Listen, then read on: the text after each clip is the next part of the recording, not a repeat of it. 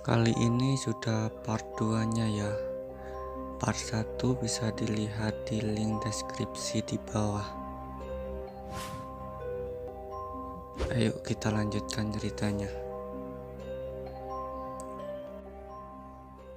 Aku tidak yakin dengan keputusan ini.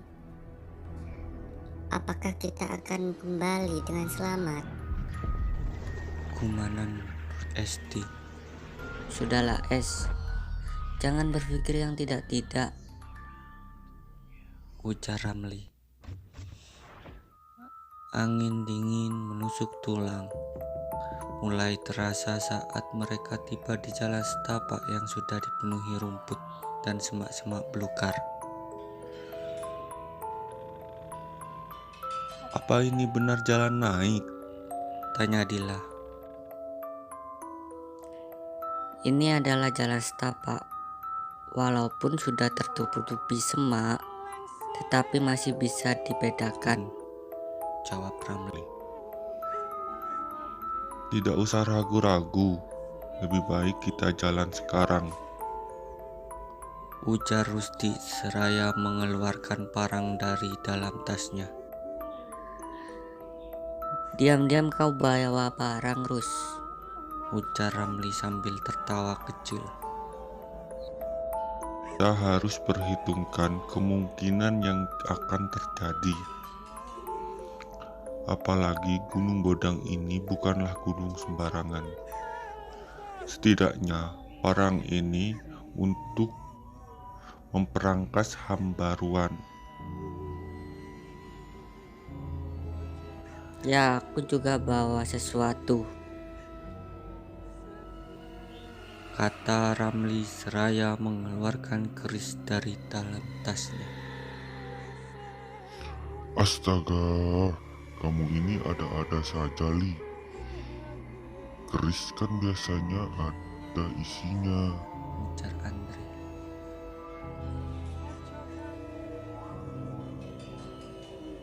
Memang ada, makanya aku bawa sini. Aku mau tahu siapa yang lebih kuat, kodam kerisku atau penghuni gunung ini. Ujar Ramli lantang. Hush, jangan begitu, Li. Apa kamu masih tidak jera saat muntah darah di siang itu?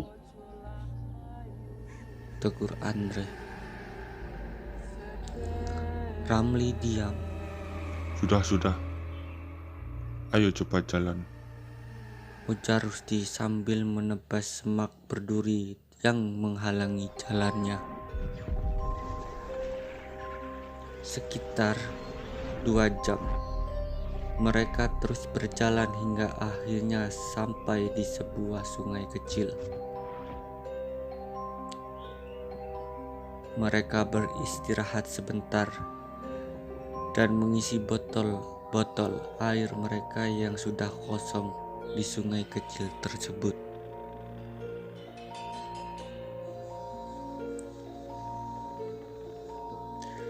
Setelah dirasa cukup, mereka pun kembali melanjutkan perjalanan. Sudah hampir tengah malam. Lebih baik kita istirahat dulu. Besok pagi kita lanjutkan perjalanan. Mereka akhirnya menggelar tikar dan memasang terpal yang diikatkan pada beberapa pohon untuk menahan air hujan dan embun.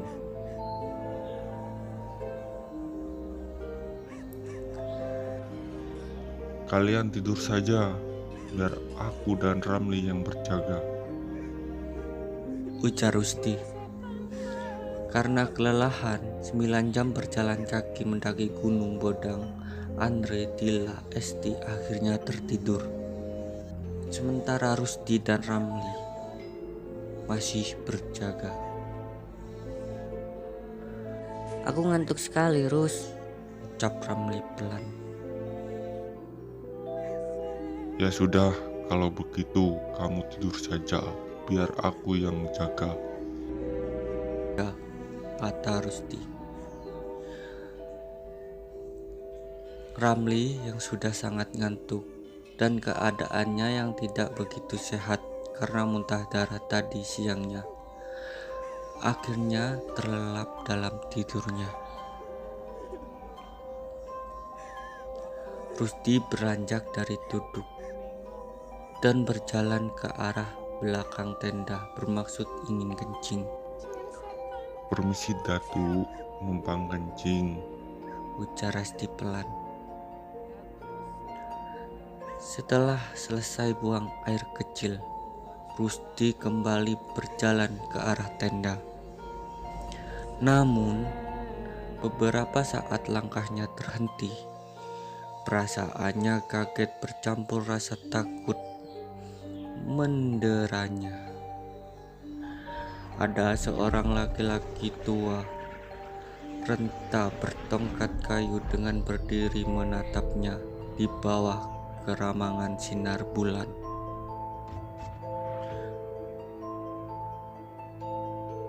Jantung Rusdi semakin kencang saat lelaki tua renta itu berjalan mendekatinya.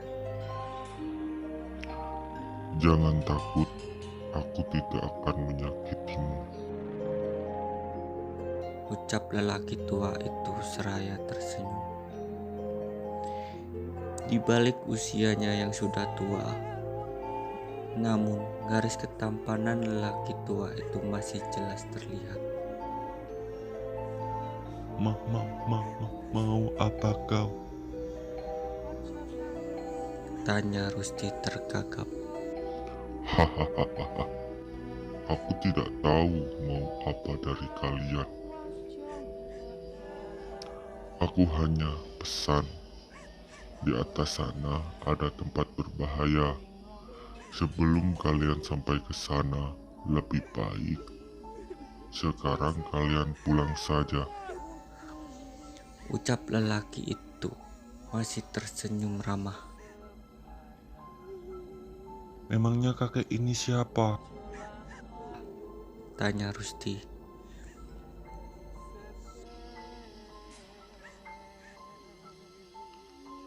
Panggil saja aku Datu Birawaja. Harimau putih penunggu atau penjaga danau gaib di puncak gunung ini. Hah? Harimau?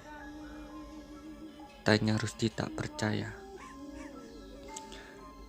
Tiba-tiba dalam sekejap saja lelaki itu berubah wujud menjadi harimau putih.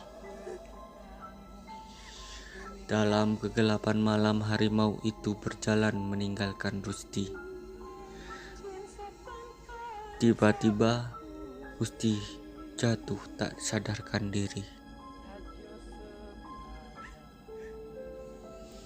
Pagi harinya saat Andre sedang mencari kayu bakar, dia menemukan Rusdi yang tergeletak pingsan. Rusdi, tolong! Teriaknya kemudian. Perlahan-lahan Rusdi membuka matanya. Mana harimau itu, Tri? Tanya Rusdi dengan wajah pucat. Andre melihat ke sekelilingnya, namun tidak ada apapun di sana. Harimau apa, Rus? Tidak ada apa-apa di sini. Lelaki tua yang ku ketahui tadi malam berubah menjadi harimau, Dre. Mungkin kau hanya mengigau saja, Rus. Aku mau mencari kayu bakar dulu buat masak mie instan. Ujar Andre seraya meninggalkan Rusdi.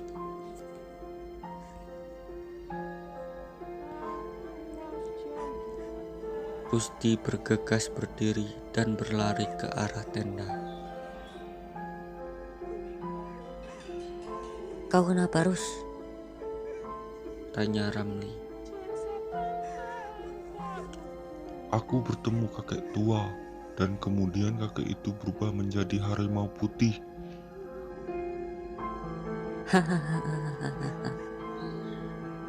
Kau mengantuk, Rus. Makanya pikiranmu mulai aneh, Kata Ramli sambil tertawa. Mana ada kakek berubah jadi harimau? Kalau ada, kira-kira kuat nggak tuh buat cari makannya? Ujar Ramli meledek. Sudah Ramli, jangan seperti itu pamali. Tegur Esti.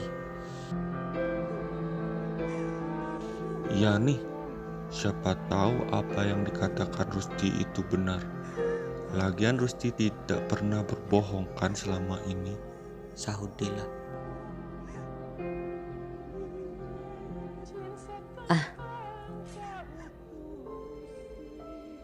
Ya kalau ada, nanti biar ku suruh kodam kerisku ini untuk membunuh harimau itu.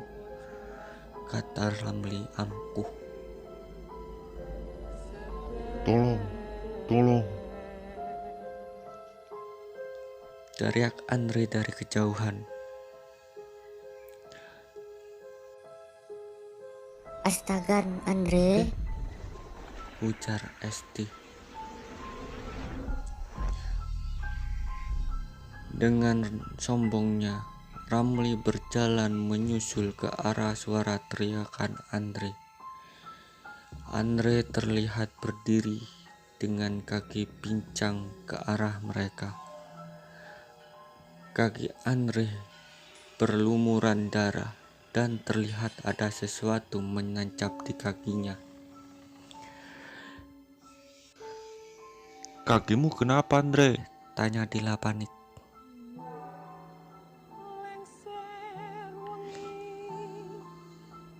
Itu namanya sampiti, jebakan dari bambu. Tiba-tiba ada suara di belakang mereka.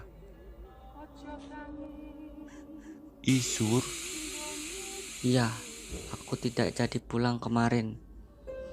Lalu aku putuskan untuk menyusul kalian ke gunung. Ujar Isur seraya mencabut sampiti yang masih menancap di kaki Andre.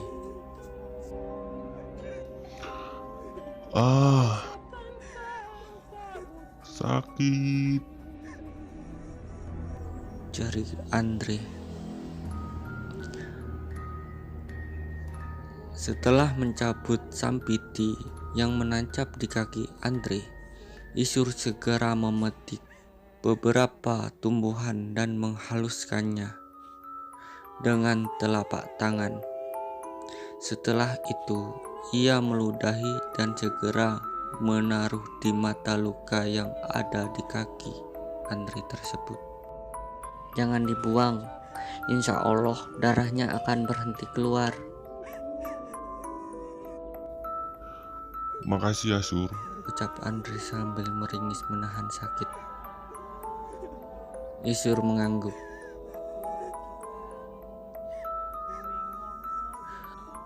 Berani sekali kau sendiri menyusul kami ke sini, Sur. Ucap Dila tersenyum.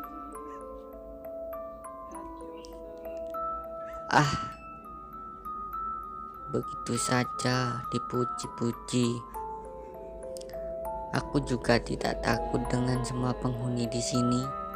Sahut Ramli. Ya sudah, kalau begitu kamu cari kayu bakar, gantikan Andre. Ujar Dila pada Ramli. Itu kan tugas dia. Kenapa jadi harus aku yang menggantikan? Tolak Ramli.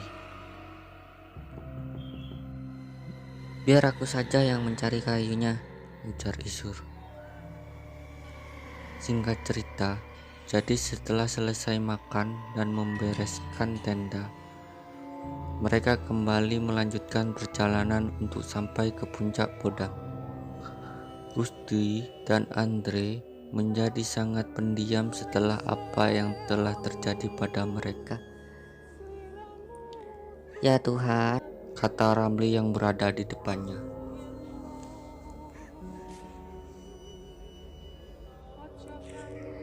Ada apa, Li? Tanya Esti seraya mendekat. Itu lihat. Di sana banyak anggrek bermacam-macam jenis. Jika kau bisa mendapat anggrek-anggrek itu, aku akan kaya raya. Tunjuk Ramli ke bawah jurang yang dipenuhi berbagai macam jenis bunga anggrek. Konon, katanya bunga-bunga anggrek di sana ada 41 jenis yang sangat langka, dan bunga-bunga itu tercipta dari roh atau orang-orang yang mati di sana. Jangan diambil, Li. Kata orang-orang, bunga itu tidak nyata, tapi hanya tipuan makhluk halus untuk menarik manusia ke sana, ujar Isur. Alah, sok tahu kamu itu, Sur. Pitak Ramli. Nanti kalau kita sudah pulang, aku akan singgah di sini untuk memetik anggrek-anggrek itu, kata Ramli. Sementara Rusdi yang berjalan paling belakang sering melihat penampakan harimau putih yang selalu menatap tajam ke arahnya. Aku rasa kita harus pulang sekarang, ujar Rusdi.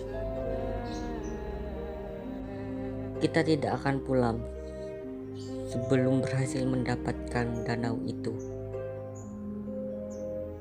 ujar Ramli. Danau. Tanya Esti. Ya, konon katanya di gunung ini ada danau gaib yang sering dipakai mandi oleh makhluk halus untuk memulihkan kekuatan mereka. Tapi semua itu masih berita dari mulut ke mulut, sahut Isur. Memangnya kau sendiri bagaimana? Apa sudah kau cuci bersih harimau itu? Ujar Ramli sinis seraya menunjuk ke arah wajah Isur. Setelah beberapa jam melakukan perjalanan, mereka istirahat di dekat sebuah pohon di pinggir jurang. Aduh, aku sudah tidak kuat berjalan jauh lagi, Li. Ujar Andre sambil memegang kakinya.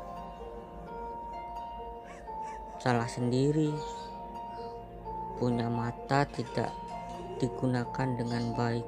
Akhirnya ya begitu, sahut Rambil sambil menunjuk kaki Andre. Mana aku tahu kalau di tengah hutan di atas gunung begini ada orang memasang jebakan seperti ini, jawab Andre kesal. Diam, minta Rusdi seraya berdiri.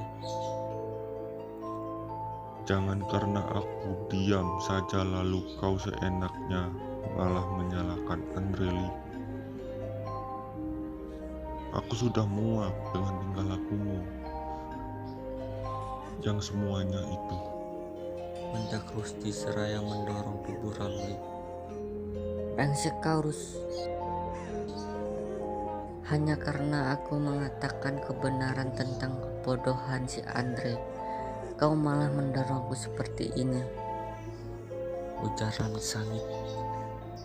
Sudah, kalian tidak seharusnya berkelahi di tempat seperti ini, tegur Isur yang seraya memisahkan keduanya. Isur benar, Li, Rus. Tidak harus kalian berkelahi di sini, ujar Esti dan Dila. aku sudah muak dengan sikap yang tidak sopan santun itu, Es. Dia tidak pernah jera atas apa yang menimpanya kemarin. Apa kau tak ingat rasanya muntah darah kemarin, Li? Ujar Rusdi sambil emosi. Cukup. Ingat tujuan kita ke sini. Kita ke sini bukan untuk berkelahi, dasar bodoh. Ujar Esti mengumpat. Aku akan kembali memimpin jalan. Ayo kita lanjutkan perjalanan. Ujar Rusdi. Sementara Ramli berada di belakang. Malam hari, mereka berenam kembali membuat tenda sederhana dari tikar dan terpal.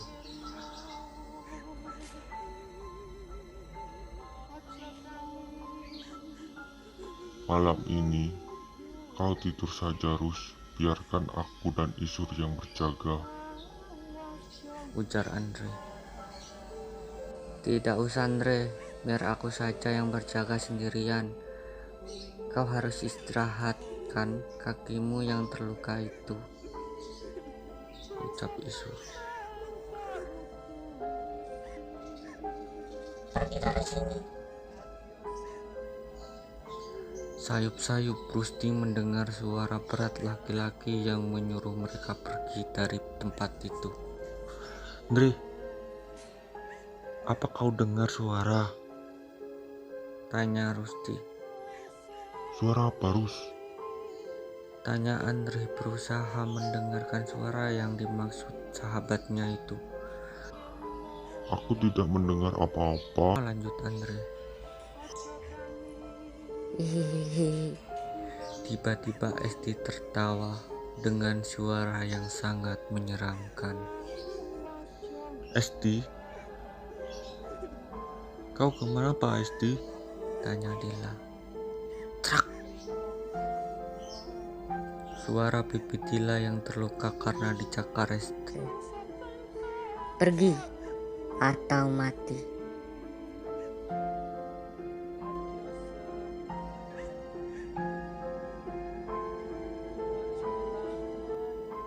Teriak Esti nyaring diikuti suara tawa yang membuat bulu kuduk merinding.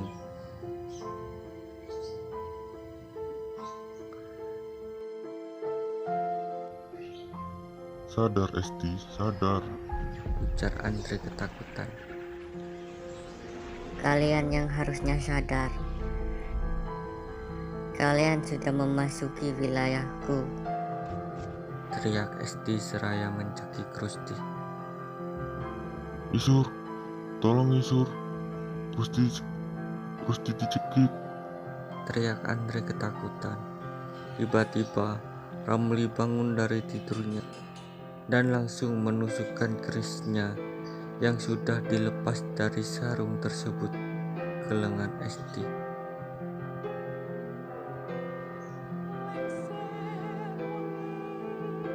Setelah mengerang, beberapa saat Esti terjatuh pingsan. Bangsat kau, Ramli. Teriak Rusdi menyerang Ramli.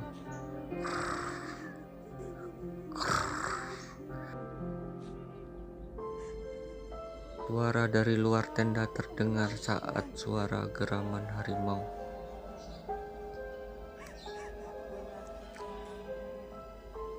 Rusdi terperanjak kaget saat melihat bayangan di luar tenda itu. Dia ada di luar. Bisik Rusdi ketakutan.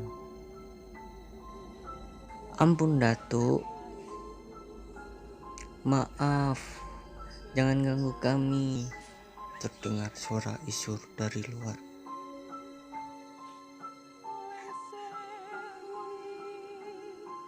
Perlahan-lahan suara geraman itu menjauh. Isur pun bergegas masuk. Apa yang sudah kalian lakukan itu membuat Datuk di sini marah. Ujar Isur. Maaf Sur, tadi Esti mencekik Rusdi. Tiba-tiba si Ramli malah menusuk Esti dengan keris. Kata Andre menjelaskan.